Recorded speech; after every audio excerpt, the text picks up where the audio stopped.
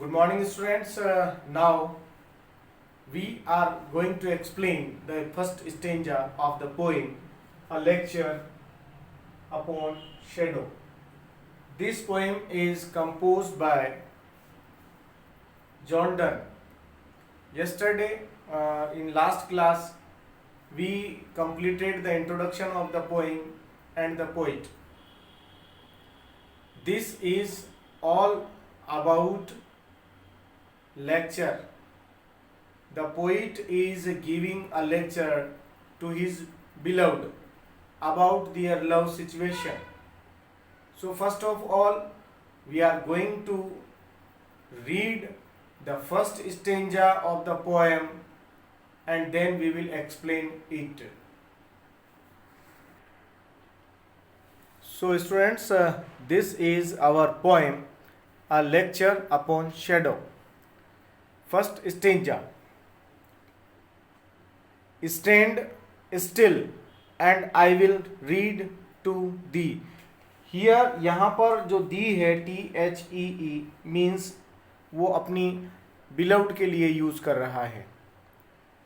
In this poem, here John Donne is addressing the lady whom he loves. John Donne उस lady को address कर रहे हैं जिसे वो लव करते हैं, प्यार करते हैं. He asks her to stand still and listen to his lecture on the philosophy of love. In the first line, stand still and I will read to thee a lecture, love in love's philosophy. Here, the poet John Donne asks her to stand still and listen to his lecture on philosophy of love. यहाँ John Donne अपनी प्रेमिका को कह रहे हैं कि मैं तुमको एक लेक्चर दे रहा हूँ फिलोसॉफी के ऊपर, लव की फिलोसॉफी के ऊपर, और तुम चुपचाप स्टैंड स्टिल, चुपचाप खड़ी रहो, डोंट मूव, आपको हिलना नहीं है. And upon shadow, these 3 hours that we have spent walking here, 2 shadows went along with us, which we ourselves produced. ये हमारा this is the first stanza, और आज हम सिर्फ यहाँ से लेकर यहाँ तक फर्स्ट स्टेंजा को ही समझेंगे, एक्सप्लेन करेंगे. तो here John Donne is addressing the lady whom he loves. He asks her to stand still and listen to his lecture on the philosophy of love and upon shadow produced by both of them.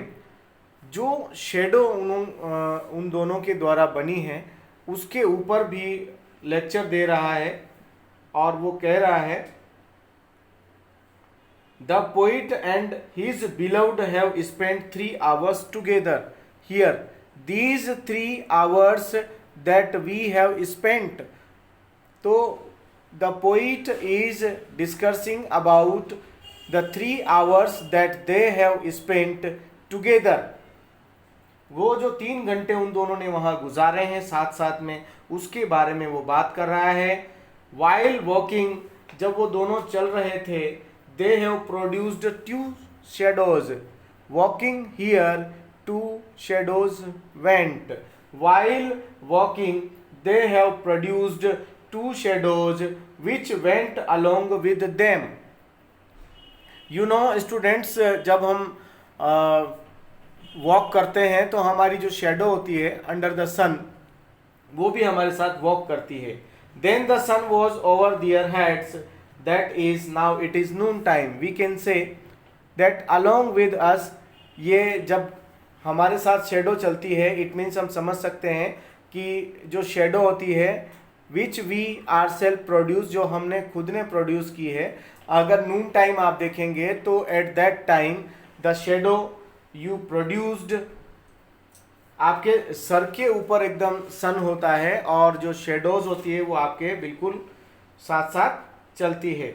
Then the sun was over their heads, that is now it is noon time and they are walking over those shadows. Here यहाँ पर सीधी सी बात हम समझेंगे कि नून time में जब हमारी shadows होती है बहुत शॉर्ट हो जाती है, छोटी हो जाती हैं, और हम ऐसा लगता है उनके ऊपर ही चल रहे हैं.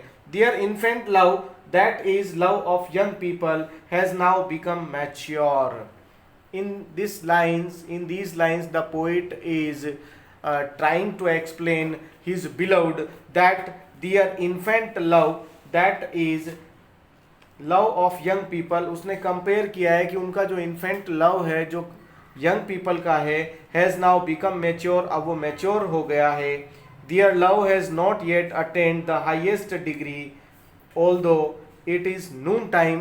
वो यहाँ पर यह भी कहना चाह रहा है कि ऑल्दो नून टाइम है लेकिन अभी लव की हाईएस्ट डिग्री को उन्होंने प्राप्त नहीं किया है. अ चेंज हैज़ नाउ कम.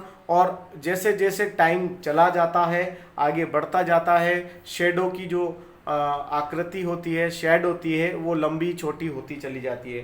तो here in these lines the poet want to say कहना चाहता है या समझाना चाहता है to his beloved a change has now come, they will have to work hard to maintain their mutual love. मतलब सीधी सी बात हम ये समझें कि यहाँ पर द पोइट जो है वो ये कहना चाहता है but now the sun is just about our head we do those shadows tread. हम लोगों ने बिल्कुल अपनी शेडो को कुचल दिया है.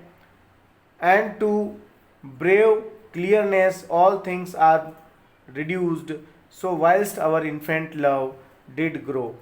हमारा जो इन्फेंट लव है अभी उसको और ग्रो करना है, वो एकदम से पूरी तरह से मैच्योर हो चुका है. Disguises did the shadow flows from us and our cares, but now this not so that love has not attained the highest degree, which is still delighted least others see.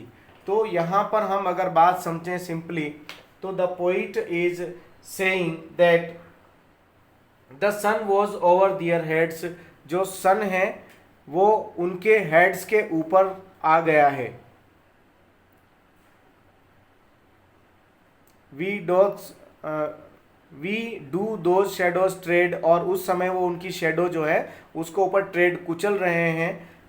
And to brave clearness all things are reduced so whilst our infant love did grow. इस समय पर क्या हो गया है, उनका जो infant love था, चाइल्डिश लव था, बचपन का प्यार था, वो लव अब इन्फेंट से यंग हो गया है. Disguised and shadows flow from us our cares, but now this not so that love has not attained the highest degree, which is still delighted least others see. जैसा कि दूसरे लोग सोचते हैं अभी उनके लव को और ज़्यादा ध्यान देने की आवश्यकता है, उसकी केयर करने की ज़रूरत है.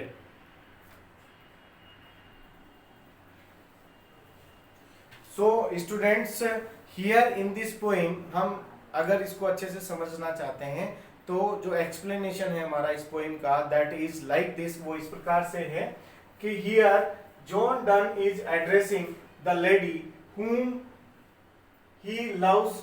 He asks her to stand still and listen to his lecture on the philosophy of love. And upon the shadow produced by both of them, the poet and his beloved have spent 3 hours together. While walking, they have produced 2 shadows which went along them. Then the sun was over their heads. That is, now it is noon time, and they are walking over those shadows. Their infant love, that is love of young people, has now become mature. Their love has not yet attained the highest degree. Although it is noon time, a change has now come. They will have to work hard to maintain their mature love. तो here यहाँ कवि का कहना ये है John Donne का कि भाई अभी हम लोगों ने, हमारा जो स्टार्टिंग लव है मैच्योर हो गया है, नून टाइम है, अब हम अपनी शेडोज को कुचल रहे हैं, लेकिन अब नून टाइम के बाद में शेडो में परिवर्तन आएगा। इट मीन्स हमारी लव की स्टेज में भी परिवर्तन आएगा, चेंजेस आएंगे। तो अभी हमारा लव जो है पूरी तरह से परिपक्व नहीं हुआ है। सो अभी हमें क्या करना है, हमारे लव ने हाईएस्ट डिग्री को अटेन नहीं किया है।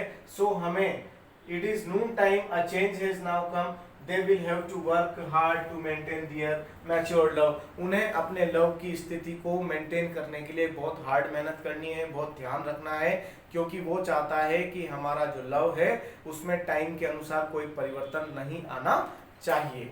सो students, I hope you understood the first stanza of the poem.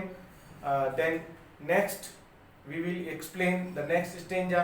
I hope listen this lecture 2 or 3 times and write the explanation which you understood। जो भी आपने जैसा भी समझा है आप बिना देखें एक बार इसको लिखें, then match the notes, notes के साथ में आप मैच करें उसको। I hope you will do, आप करेंगे, बहुत अच्छा करेंगे। Thank you for the day.